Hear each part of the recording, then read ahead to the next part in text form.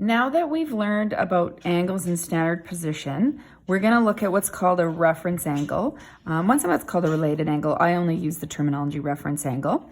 Reference angles are denoted by the symbol theta r with a lowercase r. So you want to make sure, because they're different angles, that you remember the r if you're specifically talking about a reference angle. So that's going to be important. All right, so let's look at the definition. I've already put stars beside this, so I would like you to do that too. This is going to be something I would ask, and I'm going to refer to a lot and just ask, what's a reference angle?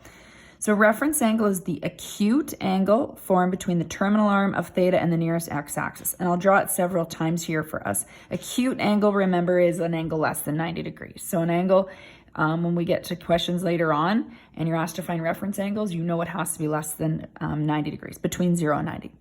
So if I was to draw a reference angle in quadrant 1, it would be from this arm to the nearest x-axis. So it would be right here.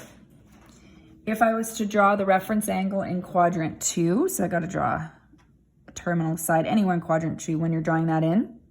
So the terminal side, the nearest x-axis is down here. This would be theta r. You don't need a directional arrow. I'm going to talk a little bit more about that because we'll compare the standard position on these diagrams as well. If I draw a terminal side in quadrant 3, the nearest x-axis is up here. So that is the reference angle, theta r.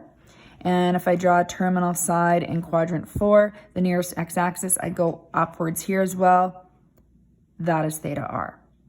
So we want to always know by definition, you can draw a picture of theta r.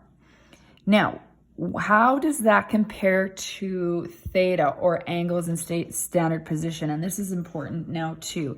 So we're going to look at each individual quadrant and we'll kind of summarize it down here as well.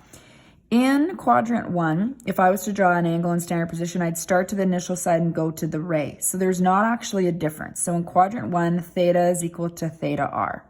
So I'm going to actually write that in my summary here as I go. All right. In quadrant 2, I'm going to use some numbers to help us. Let's say, for example, theta r was 30 degrees. If this distance was 30 degrees, what do you think this distance here would be? That's called theta because it's the initial side to the terminal side. Well, to figure that out, I know a half circle is 180. So it'd be 180 minus 30, since I called this 30.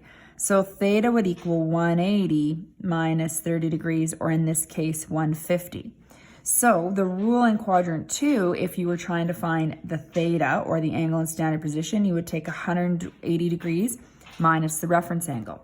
Now, rather than having to memorize that all the time, you can draw a quick little sketch if you just remember what's the difference between angles in standard position and reference angles. Let's look at quadrant 3. Let's do the same thing. If theta r equals 30 degrees, what would theta be? Well, theta, let's draw it in, would be all of this distance around here. So it would be a distance of 180 plus whatever this is, in this case 30. So theta would be 180 plus 30. So in this case, 210 degrees. So this is a skill we're going to use a lot. So the rule for quadrant 3 is 180 degrees plus theta r. You'll also notice your angles will fall, your angles in standard position will be between 180 and 270, like 210. If it was quadrant 2, it'd be between 90 and 180. We had 150. Let's look at the final quadrant here. And again, we'll stick to if theta r equals 30 degrees. So this is what standard position would be. So what we would do is, let's look at if we went a full circle. That's 360, and we would minus this distance right here. So theta would equal 360 minus that distance of 30 degrees here, and that would equal 330 degrees. So the rule for quadrant 4 to find theta or the angle in standard position would be 360 degrees minus theta r. So these rules will come up more than once. Now, that's if you're finding theta.